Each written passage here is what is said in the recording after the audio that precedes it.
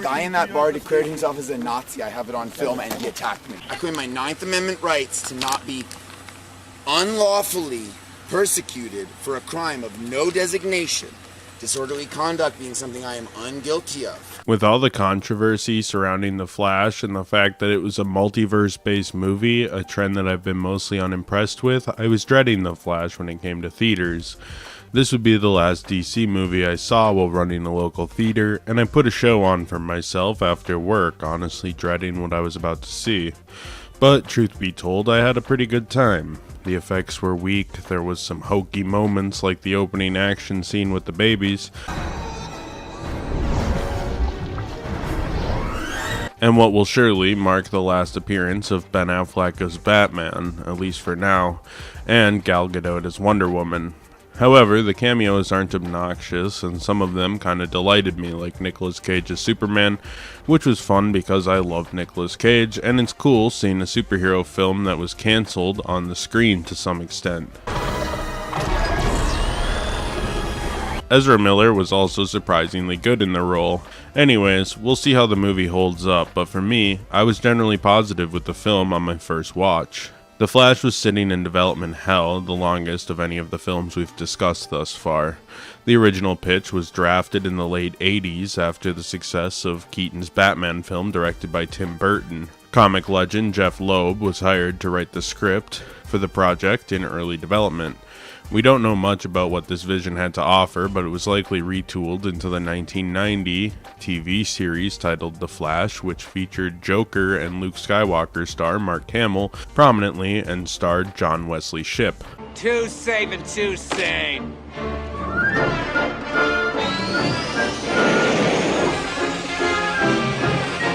The idea of a Flash movie was revived in 2004 with David S. Goyer after his Batman Begins screenplay had Warner Brothers excited to work with the creative. He recruited Ryan Reynolds to play Wally West, who is the third Flash in DC continuity and was the main version from the 80s up until 2009 when Barry Allen was revived following his death in the seminal comic series Crisis on Infinite Earths back in the mid-80s. This is also the version that was used in most Flash media appearances around this time, like the Justice League cartoon. Barry Allen would be featured in the movie as a side character. I speculate that there's a chance that he would have died in the movie, as he wasn't really a major player in the comics for the past 15-ish years up to that point. Tonally, Goyer was going to go for something akin to Sam Raimi's iconic Spider-Man trilogy, which was running at the time, along with pulling elements from Mark Waid, Jeff Johns, and Mike Baron's runs on Wally West's Flash from the era. Eventually, WB's constant creative differences ended the project as it stood with Goyer and was passed down to Sean Levy, who ironically would go on to work with Ryan Reynolds on films like Free Guy and the upcoming Deadpool 3. At this point, however, it appears Reynolds left the project because around this time, Adam Brody was signed on to play the Flash in Justice League Mortal, which would have a spin-off film that was set to be directed by Levy based on the Flash. However, Levy would leave the project due to scheduling conflicts with his then successful Night at the Museum franchise with Ben Stiller. The final attempt to get the film off the ground before the DCEU reboot would be the writers of the Green Lantern film from Martin Campbell, with that film to be based on the at the time recent Jeff Johns run on The Flash. However, when Green Lantern was a failure, these plans were again scrapped. In July 2013, The Flash was announced to have a film in development, with 2016 being the planned release date. Ironically, the same month, the TV show based on the character would begin production. You're a hero, Barry. You couldn't kill me before. However, the show was able to find its footing and eventually became pretty successful, running for 8 years, starring Grant Gustin as the Flash. Eventually, plans changed slightly with a targeted 2018 release date during the infamous 2014 slate reveal. Warner Bros. Began hyping up the character after hiring Ezra Miller to play the role of Barry Allen, with the character appearing in Batman vs. Superman in a minor role, Suicide Squad in a minor role, and finally having a prominent role in Justice League. He even ended up dropping by the Arrowverse's Crisis on Infinite Earths event with a new scene that saw him meet Grant Gustin's version of the Flash. I'm also the Flash. You're also the what?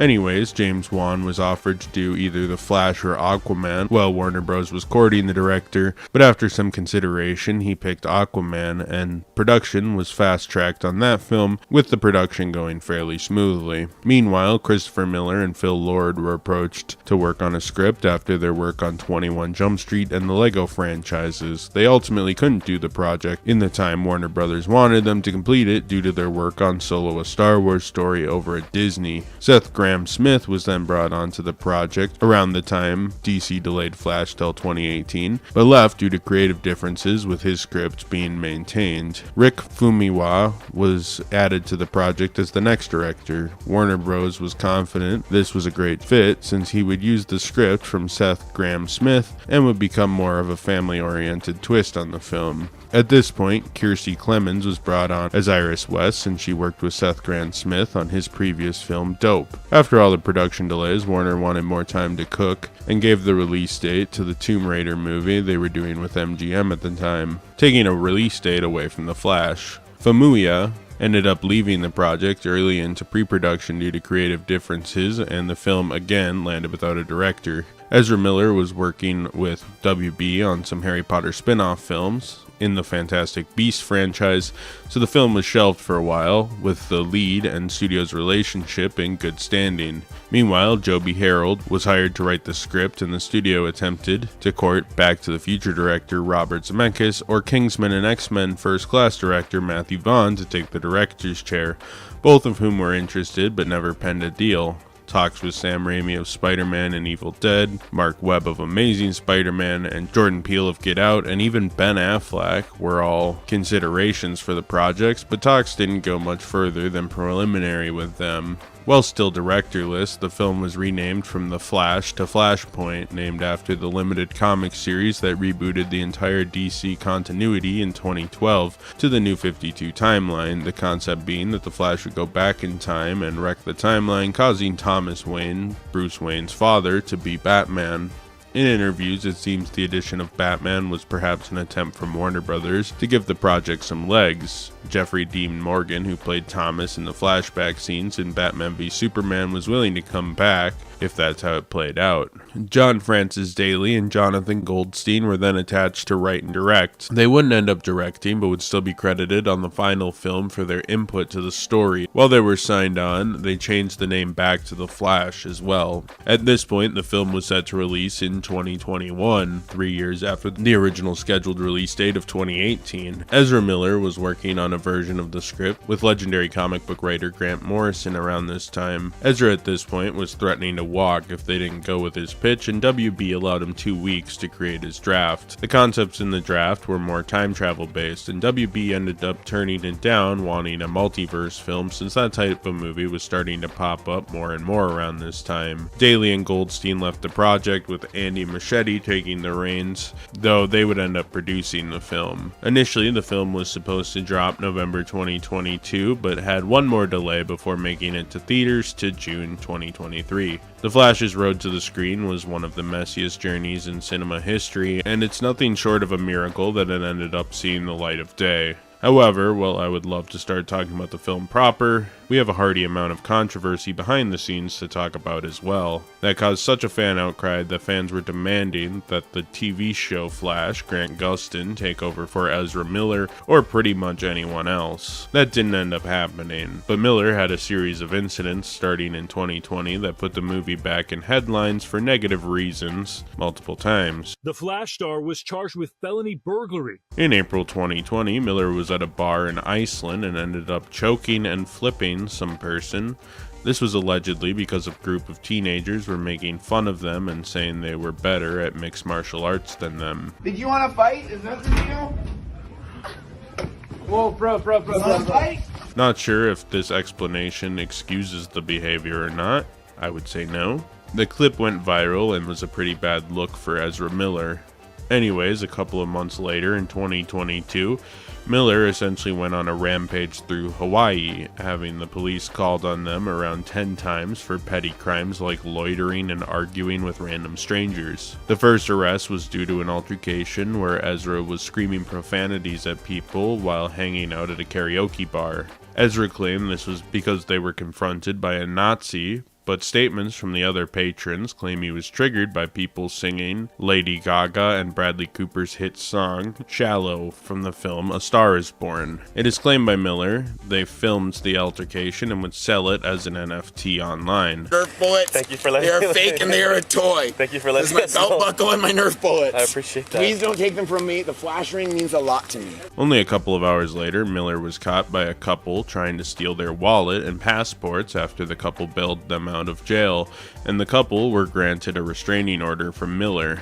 The second arrest in Hawaii took place after Miller was caught throwing a chair at a woman that gave her a cut on her forehead and caused minor injuries. Miller allegedly threw a chair at someone. In June 2022, Miller was back in the United States, causing issues in the Standing Rock Sioux tribe of Native Americans in the Dakotas. Somehow, Miller started an inappropriate relationship with a local activist, Tokta Iron Eyes, when he was 23 and she was 12. I'd like to say that it's nobody's business and that no one is owed a story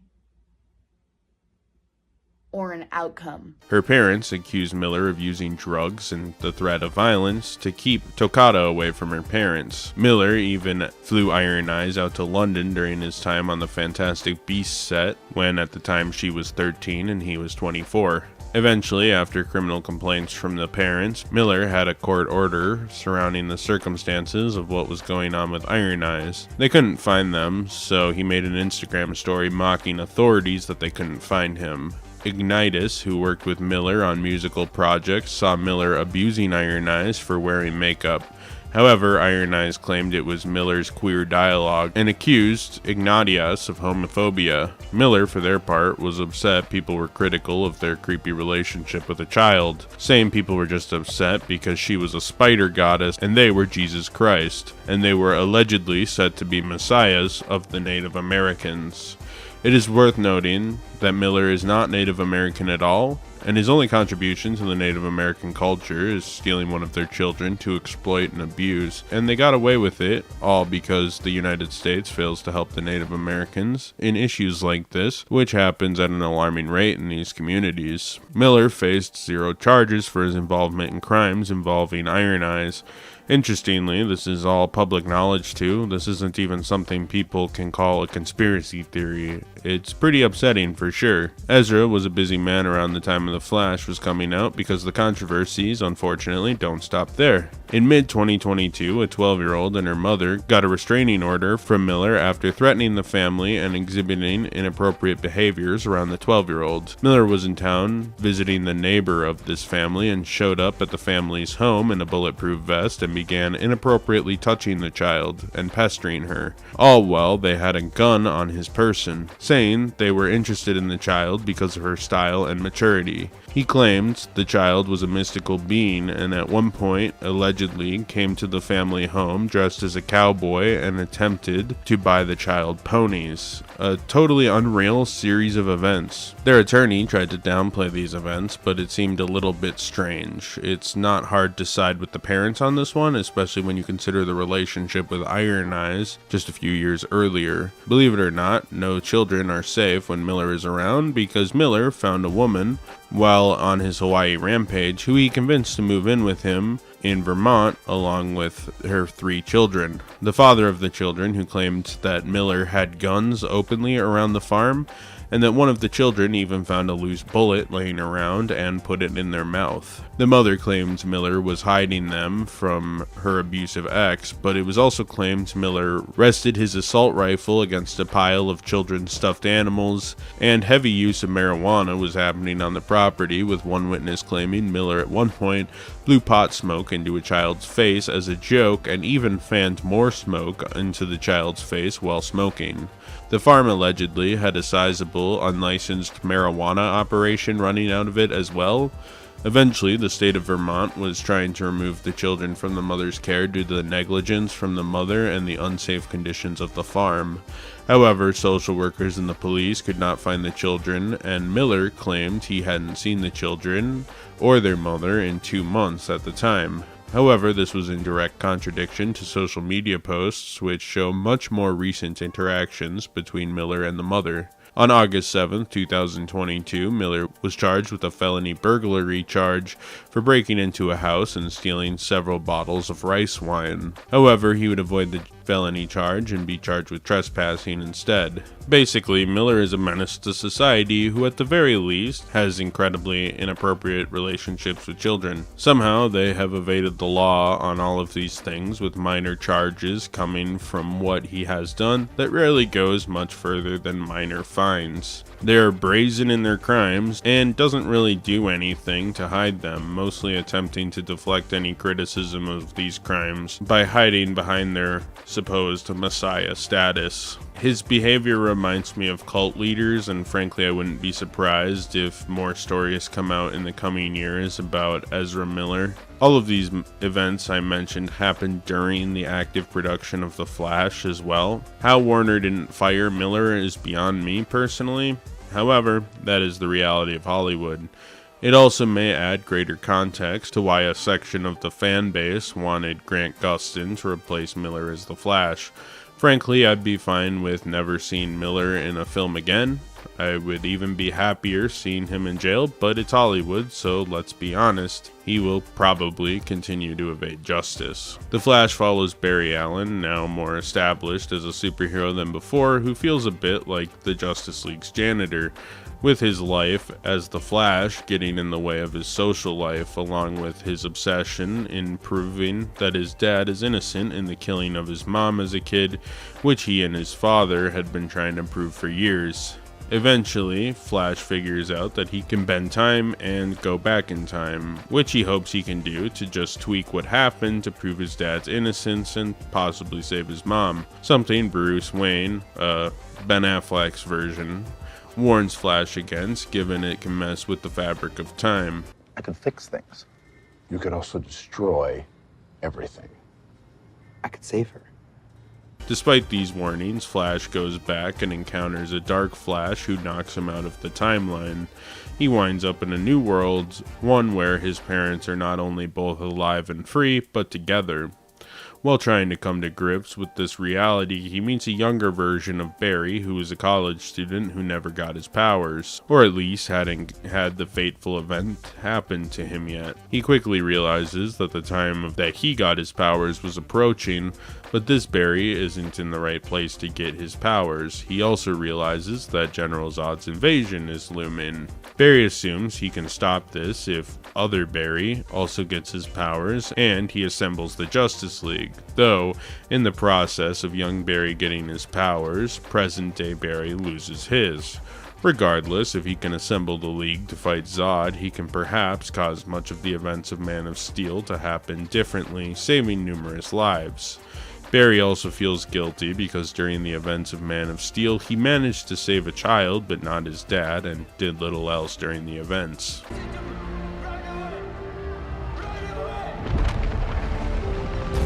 Barry quickly learns, however, many of the world's superheroes didn't exist in this timeline. No Aquaman, Wonder Woman, or Cyborg. However, Batman is a well-known superhero, so the Barrys head over to Wayne Manor, only to find that this is a very different Batman, with none other than the version of Michael Keaton's Batman from the original Tim Burton films, rather than Ben Affleck's Batman. So, you're the reason this Zod character is about to destroy the Earth? Maybe.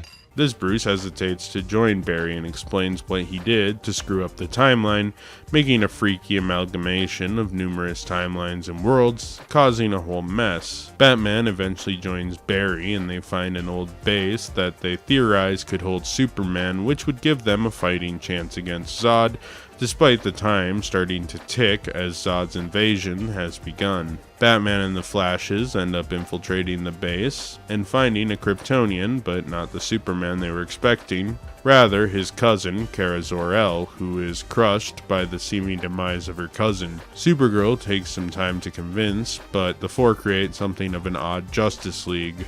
Barry regains his powers through some mad scientist experiments, and the four confront Zod. However, This quickly proves to be a pointless exercise, with Batman and Supergirl being killed repeatedly and no way for the Flashes to take on a full Kryptonian army by themselves. The younger, more reckless Flash convinces older Flash to time travel enough to reset the battle, but to no avail. The team fails over and over again.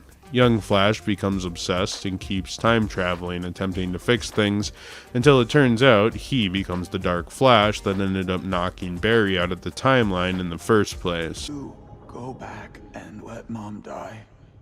You're the inevitable intersection, and you do have to let go.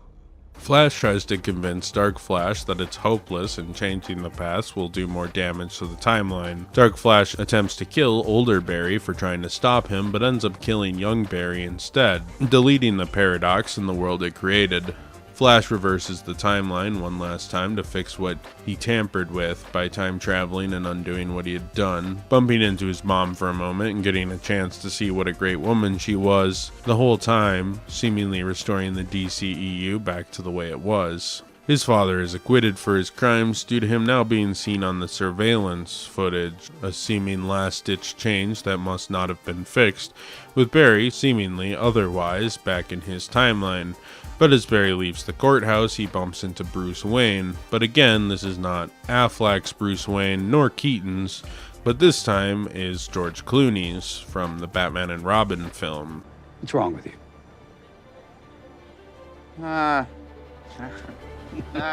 The Barrys are co-leads in this film, so I'll talk about each of their arcs separately. The DCEU's standard Barry is still a social outcast who is lost in the responsibilities of being both the Flash and attempting to solve his mother's murder and free his dad. This obsession eventually leads him to tampering with the timeline to hopefully save his dad from prison. This is a slippery slope that causes the Flash to mess everything up, with him obsessed with his power to fix what he perceives as unfair events. When he meets young Barry and Michael Keaton's Bruce Wayne, he starts coming to the realization that his power can cause much larger issues to worlds and timelines that aren't his to tamper with.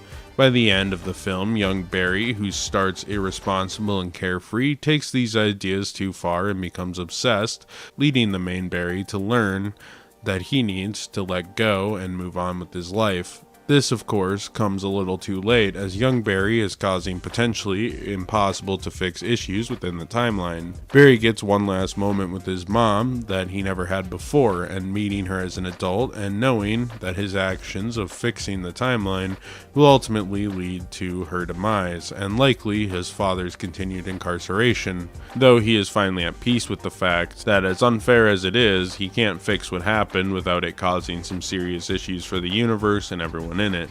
It's a solid arc with some heartbreaking moments, and Ezra Miller does very well in the part. It's interesting and definitely something unique for the superhero genre. Young Flash had a very different life growing up with both his parents and in a way taking them for granted. He looks up to the DCEU Flash as sort of a mentor and a big brother, and while initially disappointing that Flash, eventually he wants to do anything in his power to make his older self proud. When it's time for him to step up in the climax, he becomes obsessed with fixing things, which turns him into the paradoxical Dark Flash, and only able to break that loop since he can now see himself for the monster he may truly become, sacrificing himself in an attempt to let the old Flash save the timeline, getting rid of both him and his future Dark Flash self in the process. It's an odd character, but again, Miller does a great job playing this inversed Flash and gets to have more fun with the goofy interpretation than his more hardened DCEU version we see in this film. Batman, the Ben Affleck version, is now much more the hero we know from the comics, doing good for good's sake and leading the Justice League with his butler Alfred. The pair start by saving a hospital in the opening action sequence, but Affleck's main role in the film is to be Flash's mentor and warn him that his thought to tamper with the timeline, though understandable given the circumstances, would cause more problems than the Flash could handle. Keaton's version of Batman, on the other hand, is in a different point in his life than Affleck's, having fought crime for 30 years and making his Gotham a prosperous town of peace. This Batman no longer has a mission. He won. and he doesn't see Flash's battle against Zod to be his fight at first until he learns why the Flash did what he did for the sake of his parents, seeing more clearly how his obsession got him into this situation. At which point, he vows to help Barry fix things. He has things in common with Ben Affleck's Batman, knowing the risks involved with tampering with the timeline, and at this point, he's living in some sort of paradox by no choice of his own. He again has a purpose and helps the Flashes fix what was broken in the universe. Supergirl is a vengeful character being held hostage and deprived of light, keeping her weak and brittle till she's saved, at which point she becomes Supergirl.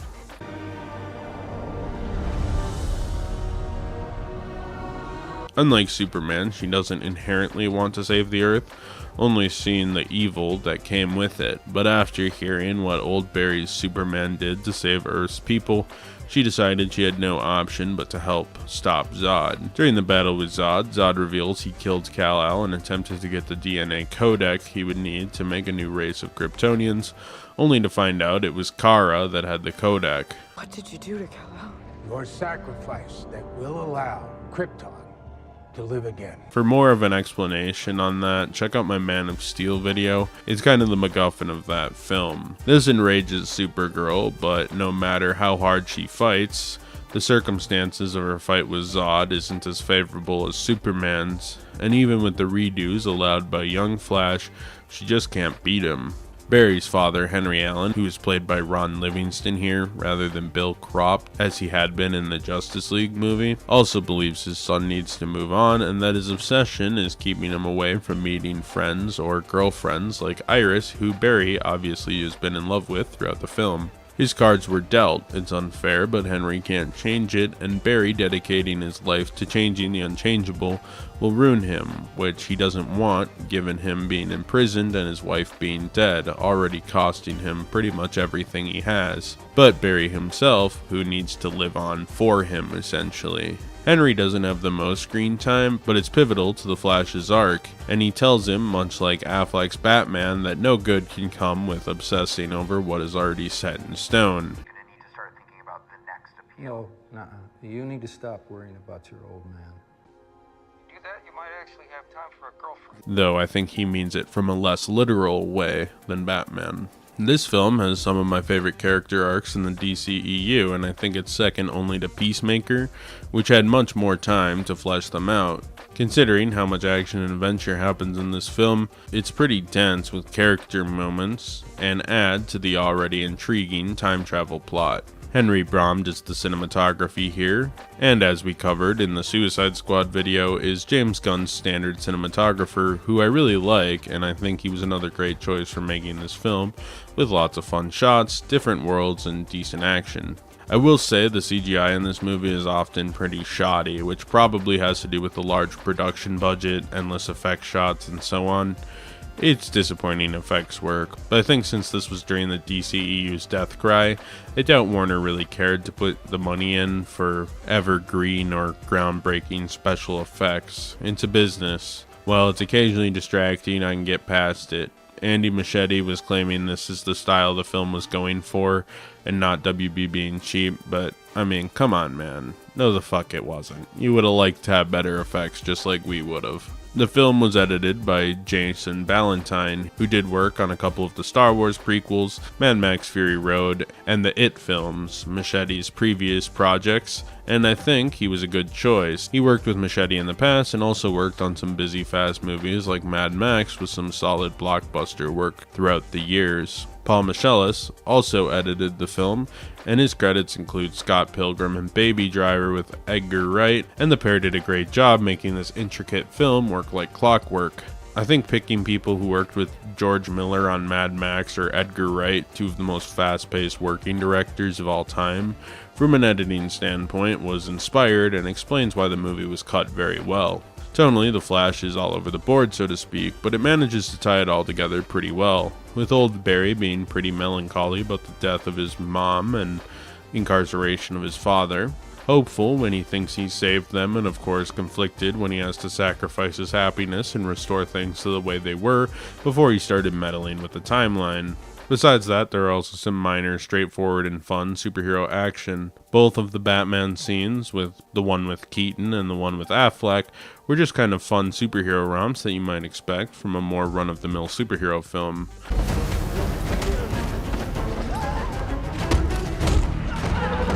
I thought seeing Affleck more in tune with the traditional non-edgy Batman was fun, and so too was seeing Michael Keaton's over-the-top fight scene that wasn't far off from what we saw in those earlier Tim Burton films from back in the day.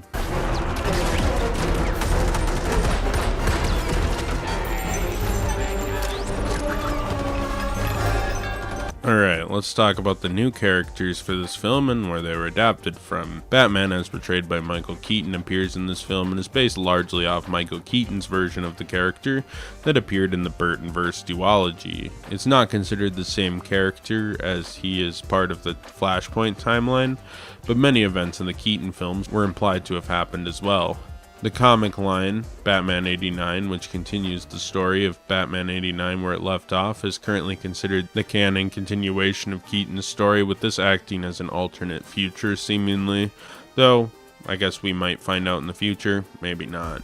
Supergirl, or Kara Zor-El, is Superman's cousin. Her history gets retconned and changed obnoxiously often in the comics, but the character was piloted by Otto Binder in Superman 123 before officially debuting with a full origin in Action Comics 252.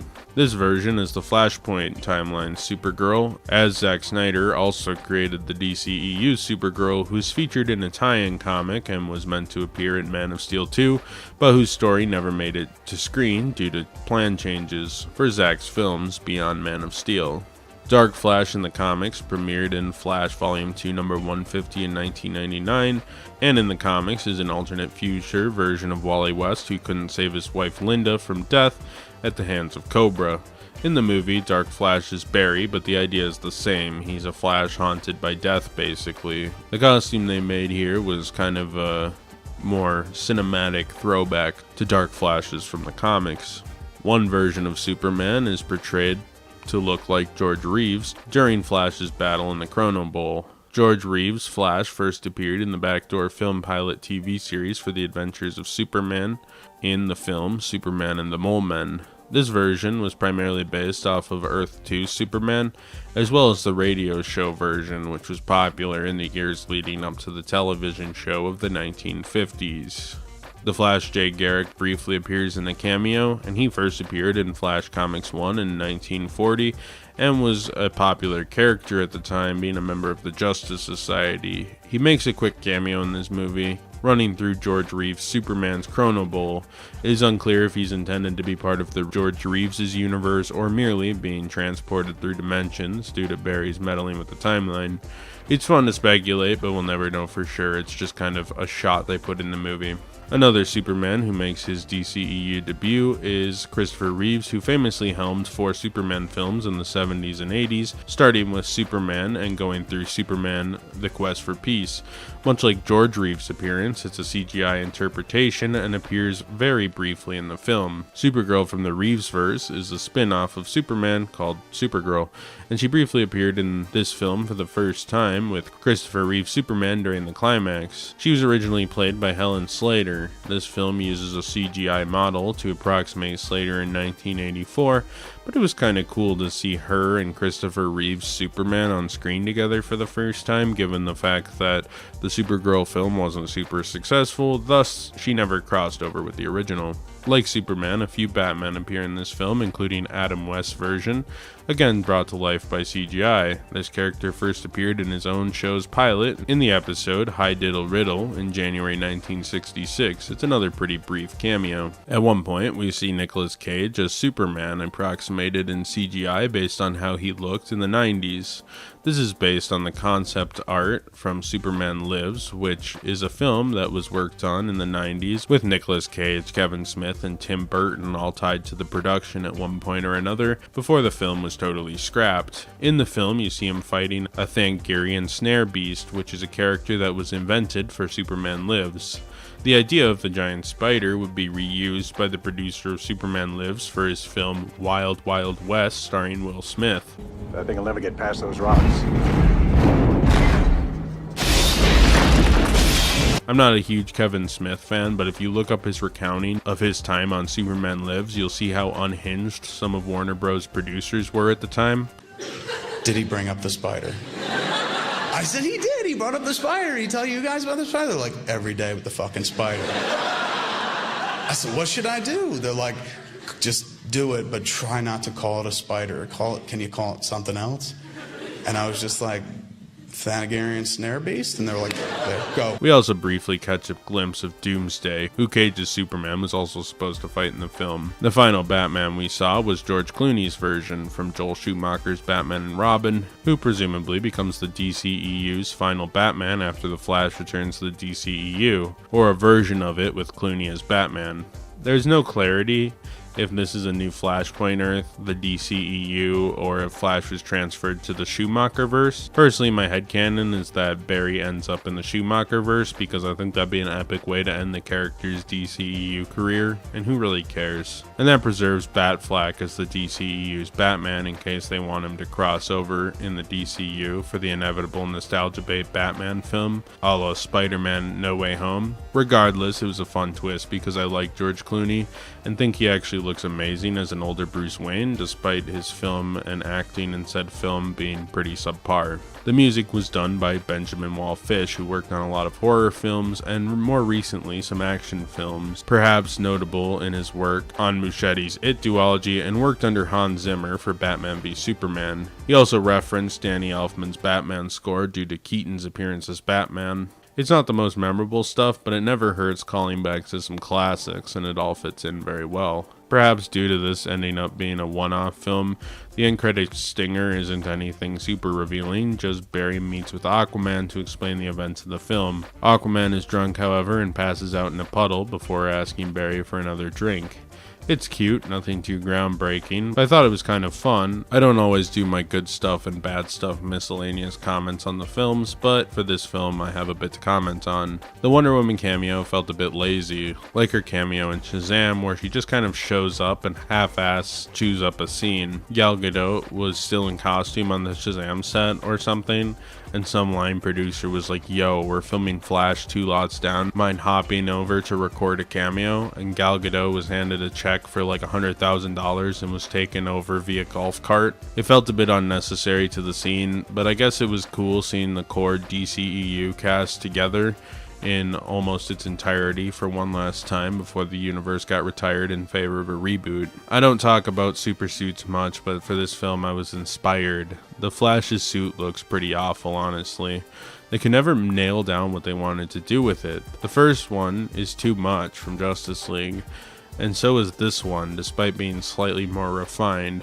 Honestly, the CW kind of went with an ugly leather to start their show, but by the time the show was closing out, they actually managed to make a pretty alright looking Flash suit. This didn't happen here. This costume is butt ugly. Flashpoint Flash, or Young Barry, whatever, looks cheap too, but I think it's cute. He just quickly rigged up an old Keaton bat suit to make a makeshift suit for the final battle. It was pretty cute. Keaton's suit looked pretty good. It's a bit different than the Tim Burton suits, but it follows the same thesis. And there's a shot where they actually took time to make some Keatonized classic comic bat suits for Michael Keaton's suit closet, which was awesome. I loved that. Even Ben Affleck's bat suit looks pretty nice in this film. I don't love the design philosophy of his bat suits. As I said in the Zack Snyder Justice League review, he always looked a bit stuffed into the suit and puffy, but this blue-gray cowl is nice, and I like the fact that they gave him a blue and gray suit from the comics. That was probably his most worn style of all time, and it finally just made its screen debut here. It's definitely my favorite suit of his. Speaking of Affleck, I was a little worried to sit through 2.5 hours of this movie following the opening Ben Affleck and Flash hospital scene. Barry saving the CGI babies and Batman ripping around in broad daylight had me worried this was going to be a popcorn muncher, so to speak, and that it'd be dumb fun, which is fine, but 2.5 hours seems a bit long for dumb fun. Those movies should be like 90 minutes. This movie, past that scene, is almost entirely not that at all, so I retroactively enjoy that as a little fun intro despite the CGI babies being just so bad.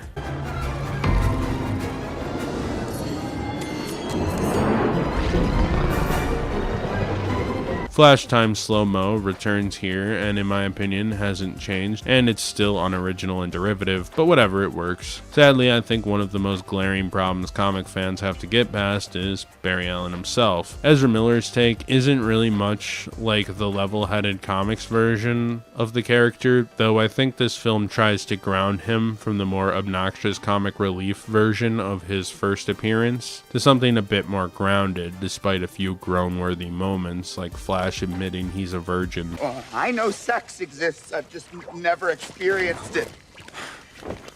This does sort of pay off though, since it's kind of a comedic moment that shows this late 20s, early 30s guy has no life outside of his obsession with getting his dad acquitted, his mother's death, and his life as the Flash, with his dad basically goading him into letting go a bit and getting a life. The moment seems like dead-end cringe that was often written into his Justice League appearance, but actually has a level of payoff. Other than that though, this Flash doesn't have time to be a goober. He has the weight of the world on his shoulders, then the fate of a lot of worlds on his shoulders later in the film. Young Flash takes up more of the carefree goober attitude, which works since his life is dramatically different than main Barry's, so I actually don't mind it as much. I guess my point is that while Barry fails to be comic accurate in the DCEU, they do bring him back to his roots a little bit here and find a good enough story to tell that I'm no longer that bothered by his character the way I was during Justice League. On a slight more nitpicky note, Barry's run still looks very dumb, which has not changed for this movie, though at one point when old Barry discovers he lost his powers, he tries to super run and runs around the room doing this ridiculous run they conceived in Justice League, which showed the crew at least retroactively became self-aware of how goofy the Flash's run looked.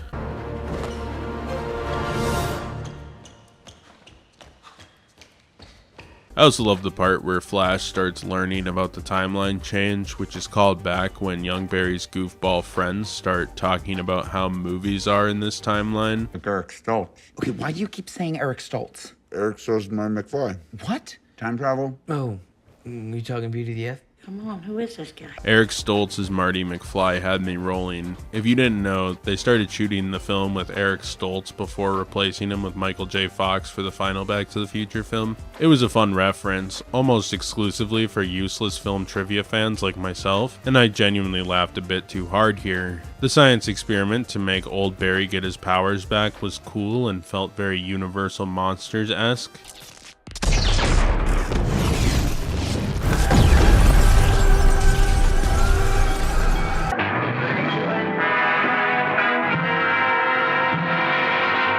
And finally, Keaton coming back really had me hyped. I try not to be blinded by nostalgia, I really do, but seeing Michael Keaton back was so cool, I'm not even gonna lie. As a kid, I played the hell out of those Batman films from the 80s and 90s, the Schumacher ones too, though I think Keaton was the smart choice. It definitely impacted me on the same level as seeing Tobey Maguire in Spider-Man No Way Home, despite Keaton's involvement being a very public affair, even going back to the initial teases for the film. But shit, both of those two got me as much as I hate to admit it. I also think it may be a hot take, but this is a good end to Keaton's run on Batman. I know this is an alternate timeline maybe, or might be the Tim Burton version, but I'd be fine if it was either, honestly. Granted, between this, the Batman 89 comics, and the Schumacher films, the Michael Keaton's Batman continuity is pretty confused and arguably up to fan interpretation at this point. He has also got a novel based on him coming out soon, which will only muddle things further, I'm sure. Well, in conclusion, I like The Flash. I really enjoyed it, actually, and despite some glaring flaws like poor rushed effects and a lot of blatant nostalgia bait that leaves very few stones unturned in terms of references, it's pretty good, which is somewhat disappointing because Ezra Miller is a terrible person who clearly needs some mental help beyond what their circle is giving them. What can I really say? It's a fun buddy cop movie, with said buddy cops being a pair of Barry Allens who live different lives and go through different arcs, and in a lot of ways, this film feels like a farewell to the characters of the DCEU, seeing Ben Affleck's Batman, Ezra Miller's Flash, Gal Gadot's Wonder Woman one last time, revisiting the original film in the DCEU, Man of Steel, and wrapping up in something of a retrospective in DC film and television for the last 60 years. It almost feels anticlimactic, given how much this movie plays out, that this didn't just bookend the DCEU. And it's a shame. Its marketing was always weak, perhaps slightly deceptive, not really showing what the film truly set out to do.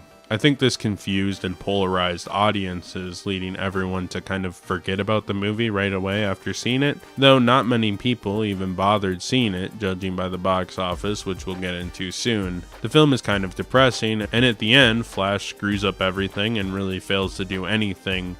But that's kind of the point, which also possibly led to some of the polarizing response. It's not nearly as happy-go-lucky as most superhero films. It's a delightfully miserable film, and it also knows how to make it occasionally fun, trippy, and weird. I think it explained its throwback Keaton cameo better than Spider-Man No Way Home did, with that movie causing major questions for viewers, like if Spider-Man wished away everyone knowing he was Peter, and that stopped everyone from coming to his world, wouldn't that too make people like Mary Jane forget Peter was Spider-Man from the Sam Raimi series? And do the villains just go back and die, or what? This film explains that Keaton, like young Barry, is a paradox in the timeline and only became real due to the Flash's meddling with the timeline. Pretty easy, less questions afterwards, and most everything is reverted by the end anyways. Frankly, it's just a really well done time travel epic, even beyond being a superhero movie.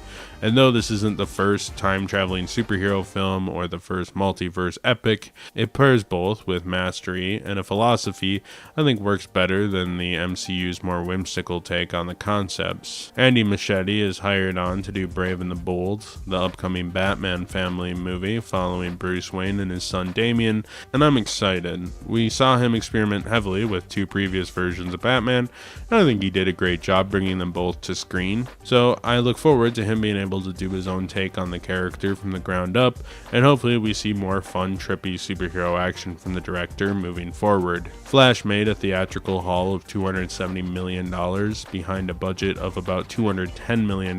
This is before we count the amount of times the film was reworked and retooled. If we consider the time and effort of marketing on top of the $210 million production budget, it's pretty clear that The Flash is a historical disaster in the history of Hollywood. Now, I know the film is pretty new, but it's pretty clear that Warner Bros. Blew it on this one.